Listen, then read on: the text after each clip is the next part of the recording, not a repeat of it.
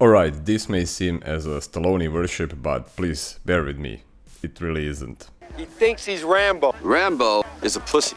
Don't push it, I'll give you a war you won't believe. There you go, thinking again. I don't know about you, but I have a slight aversion to getting foobar. What's foobar? Fucked up beyond all recognition. If you don't want to get sticky, get back, Jack. Welcome to America. Dun dun dun dun dun. After Cobra and Rambo 3, Sly went and jumped on a last train for a body cop comedies, and I think he really nailed it with this one. It is mainly inspired by Little Weapon and Beverly Hills Cop, also 48 Hours, and it is a Tango and Cash from 1989. Dun dun dun dun dun. It is full of one-liners, explosions, some high-tech, let's say, Senior citizen home protection. and there are comedy stints which are on the brink of cringe, to say the least. If you don't want to get sticky, get back, Jack. And we do get a little bit of the romance, but just a little bit. Most of the times it's really over the top, and that's what makes it great.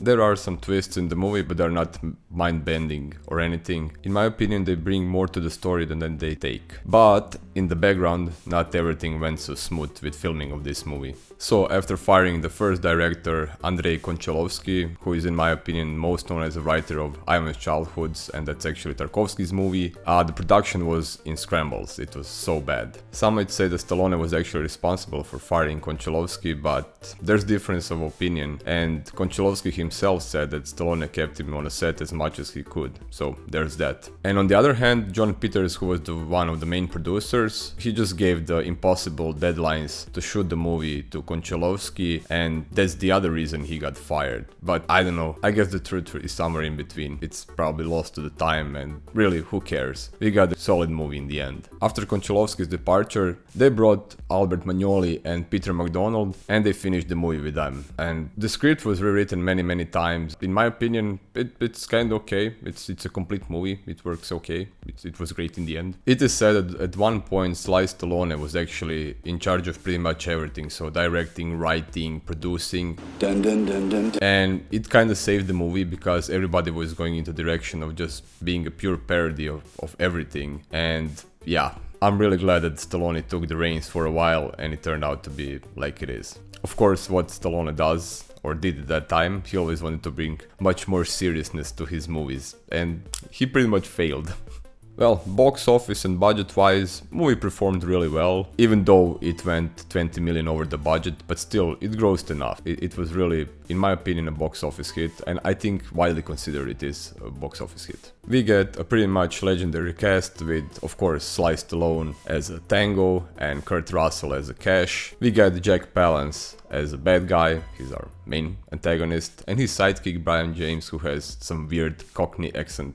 I'm not really sure what it is. Up yours also. It sounds really funny. Terry Hatcher also appears in the movie as erotic dancer and of course lady in distress. One quick note, Sly is of course predictably himself, and he's just unintentionally funny in every single scene pretty much. But there's a Kurt Russell to save the day, and I think my pantyhose are riding into the unknown. he pretty much steals every single scene. But that's what makes this movie so great. They're just perfect dynamic duo. They really complement each other. Let's fly through the plot real quick. The movie opens with Tango chasing two bad guys almost out of his jurisdiction, and almost with superpowers he takes them down easily. Local cops shit on Tango cause he's from the city, but they should know better. Tango shoots a tank and cocaine starts to pour. No explosions here. He returns back to precinct and is greeted by everyone for yet another glorious takedown. Also, there's a chick in his office and they go back and forth a little.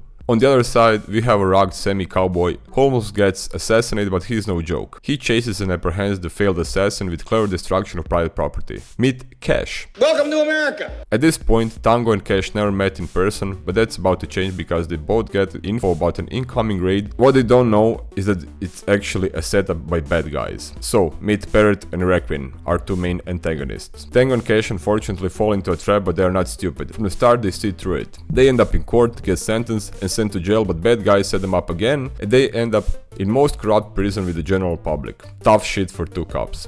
They get beaten and almost electrocuted, but Cash finds his old pal who believes that they are innocent and helps them escape. Tango is not thrilled about the plan and gives up, which leaves Cash alone. Cash tries to escape, but it's another setup and his pal gets killed. Fortunately, Tango changed his mind and they both successfully escape and split in order to pursue justice and clear their names. Tango gives Cash a contact if something goes south, and it's a girl named Catherine. Bad guys are furious, of course, and decide to just end our dynamic duo once and for all. Tango goes to his body oven for some high-tech gizmos, finds the guy who tailored the tape which incriminated them, and goes to Tango's contact Catherine. While in the club, bad guys and cops are both searching for Cash with Catherine or Kiki's help, and he dresses in drag and they both escape. They run off to Tango's suite where Catherine resides, Cash gets a massage, and what would you know, Tango appears in the shittiest moment ever. We find out that Tango's contact Catherine is actually his sister, and also their captain shows up to give them the support. Both of them are armed to the teeth with prototype indestructible van, and they set out to get rid of the bad guys. Since they don't know who's really behind everything, they go to the only one who they remember from the first setup, it's wreaking, and they perform a bad worst cop method on him with a hand grenade, but it's a dud. They find out that Parrot is behind everything and hides in an abandoned airfield. So they arrive and they immediately are chased by the bad guys through the field. Bad guys are of course no match for them, and through the action and skill they overcome them easily. Just wreaking and Parrot are left alone. Unfortunately, Kiki is captured by the bad guys and held hostage, but no worries, Tango and Cash are here to rescue. They kill pretty much everyone, base blows up to smithereens, and that's it. Cash and Catherine show off some affection for each other, but Tango is not pleased and thinks Cash is still a number 2 cop. And, well, this has really been a blast from the past.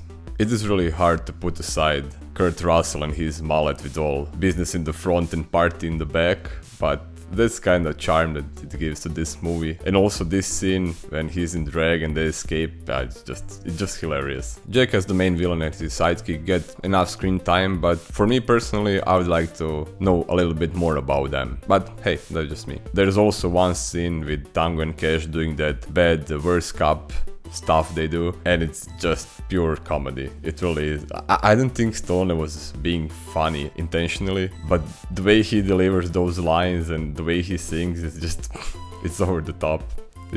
It's amazing. Stallone had an idea in 2019 to make a sequel with Kurt Russell, but unfortunately or fortunately, depends how you look at it, Kurt Russell said that they're not in their prime anymore or far away from their prime, and he just politely declined. We didn't get it, and because I'm such a fan of Tango and Cash, I'm kinda bummed, but I do get the point. Maybe it would be just way too cringe, like 2 old guys doing body cop again. Although we got the Expendables, but hey, you know, some things should be just left as is. I really hope someone in Hollywood just won't get their mind on it and make another remake, reboot, because it would be just a bad idea. They got so many remakes and reboots done and it's so bad most of the time. Yeah, there's no point in making this one. So I hope you'll grab this one and enjoy as much as I did. Please leave a comment, what do you like about this movie or you don't, maybe you just hate it, and like, share, subscribe, comment, all that good stuff, and see you in the next one. The end.